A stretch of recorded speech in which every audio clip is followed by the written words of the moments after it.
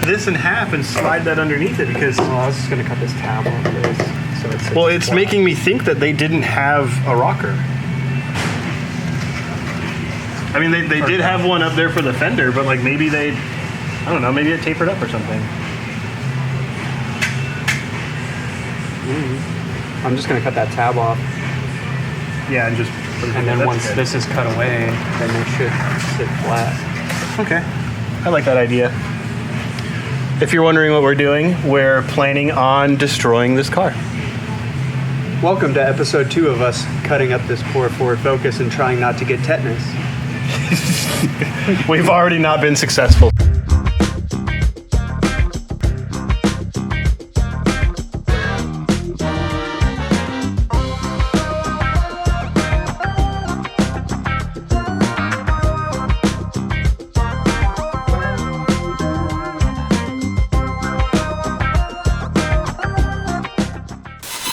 I'll ask her so that before I start hacking, she knows that. You should also ask her if we're going to cut this for the gas door or if she's going to move that to another location, because if she's going to rally it, she shouldn't have it next to the wheel.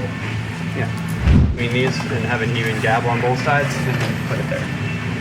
Yeah, I mean, that makes it like I'm going to fall over because I balance bad. If you look at the center of the wheel and you go straight up, See? I would say it's pretty close. That's science. The other thing I was going to say was moving the gas into the car, the filler neck. So.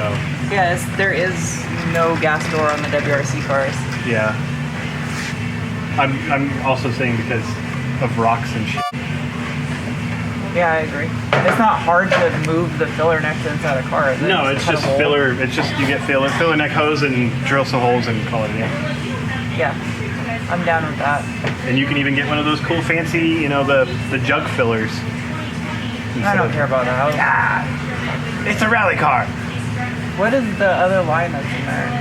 Oh, that's probably the burping tooth for when you overfill or when it spits out and it drains somewhere and or both. Okay. Yeah. That's get the hacksaw. I mean, you could like literally do math and geometry and stuff to find the center of the arch and then mount the center of the arch directly above the center of the axle. I like just winging it. Math is I ain't hard. measuring anything. I would at least measure one side so you can do the other side the same. Well, I'm gonna measure how big of a gap this is from here to here and from here to here. That's the and most I'm gonna math. make it the same gap on both sides, so I'm gonna scoot it forward a little bit. Your body line right here is almost a good point of reference. If you look at that. Well, that's where it's sitting right now. Yeah. But I don't know what the measurement is. But yeah, I'm good with that. Okay. And then we'll just have to make the bumper fit wherever it fits. Well, commence the bucket. Okay. Yeah, I think that's more important than the bumper because that, to me, needs to be centered on the wheel more than the bumper can be made to fit Fred later. can do fiberglass now, so it doesn't matter. No, I was talking to Fred about just making like a little tube piece that goes in the back. Oh, for like the OEM bumper? Yeah. That would be easier. And then just trim away whatever the fuck is left. Yeah, and then I have a perfect spot to mount a flat mud flaps, and my mud flap's not all curved and dumb at the top. I think it's a lot cleaner and nicer that way. Yeah, and in here we could do a strippage of sheet metal. Yep. And we could tack it to make up the gap. You don't want to do the thing that we did with the CRX? Where we just like cut away the front and then... I think it kind of looks like shit. That's fair. You like look up in there, you're like it works. Yeah, I'm down with the sheet metal thing, especially in the front too. I think the sheet metal, where needed, like in spots. Instead of the other stuff for the, what's it called? Splash shields or rock shields? Yeah. I'm making a splash guard out of it. We're going to do like 16 gauge? Something thin. Yeah. They also have the same stuff I bought for the underbelly skid plates, which is all plastic. The HDPF or whatever it's called. You can bend and shape it. I've worked it before. It's really With like a heat gun? And then you could literally just make a couple brackets, make your own fender liner for the front. That'd be good. Sweet. Down. All right, well, I'm gonna hack up your car. Gonna hack up this poor car some more. Gonna cut this quarter panel up to fit this crusty old over fender on here. I guess the first step is just kind of get it basically mounted so that we can get an idea of what all I gotta cut, and we'll work from there.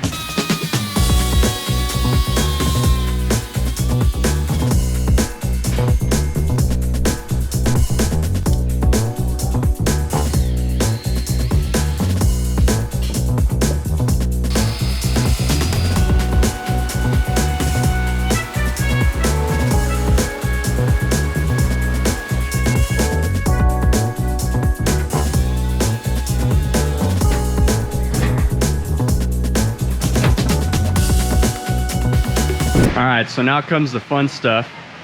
I gotta get all the rust off this panel. We got some little bristle discs and stuff, and this should strip off the worst of it. And then I got some vinegar and a red Scotch pad we're gonna use to kind of scrub it and get some of the stuff down in the little grooves and all that taken off. So I'm gonna go ahead and get all the rust stripped off this. We're gonna mark the panel where it sits right now on the quarter. And then we picked up a flanging tool. I'm gonna trim this and get it all set up so that I can just put a flange under there and use the clecos to hold it flush with the quarter on the car. And then we'll go ahead and get this thing all welded up and ground in and looking right.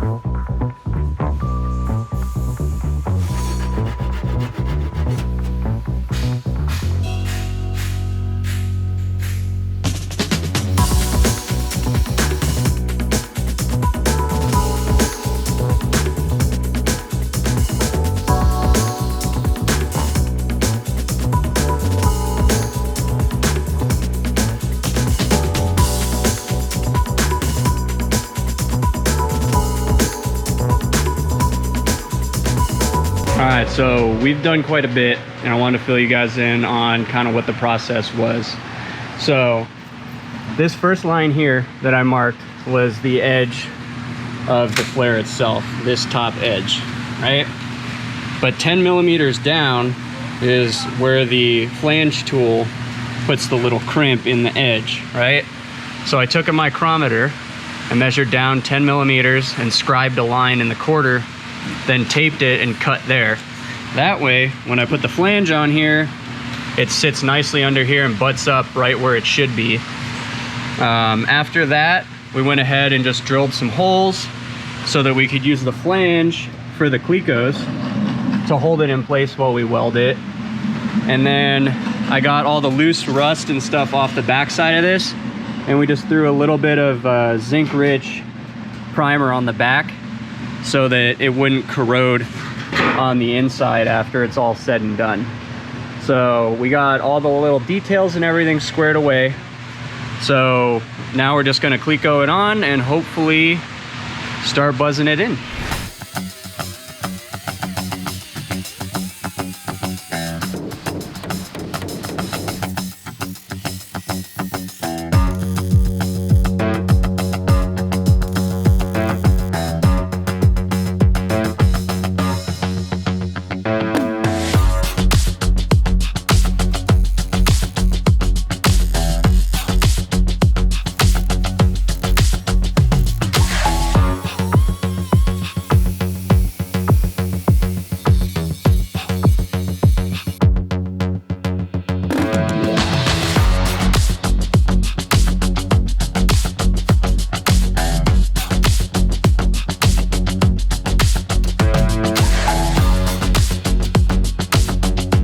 It's 4 o'clock on a Saturday.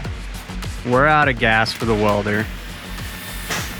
We got this thing pretty close. It's all welded in and such. We got the generic thing happened. And actually, when we were welding this, it was totally fine. I got the weld all ground down and everything. And when I went back to slide hammer and get some of this, you know, all straightened out to get it, you know, use less filler and stuff, then this happened, which was bizarre because I actually didn't hear it or notice it happen until I went to kind of finish this off with the grinder. All in all, it came out pretty good. The weld here has a little taper where the panels kind of pinch together and then the heat shrinks it down. But it's only about a 1/16 of an inch, so I'm fine with it. We're gonna just put a little swipe of kitty hair across there and it'll be good. This still needs to get welded in through here. And then I gotta trim because the panel is a little bit misshapen. So I have to cut a relief cut in here, pull it up and then stitch it back together along here. Because you can see I have this edge met up with where the original panel was, but this one is hanging off about a 1/2 inch on the back side. So we knew that was happening going into this. There wasn't any way we could like twist the fender flare or anything to get it to fit right. So for now, it's just gonna have to stay like that until we can get it prettied up. I've got to cut this piece back here and take out about 1 inch of material and then weld it back together so that we create a nice uniform arch all the way down.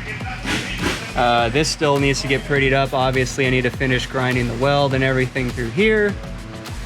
And then I think what we're gonna do on this one is actually buzz it a little bit, and then I'm gonna do a little bit of the Skyco OSFO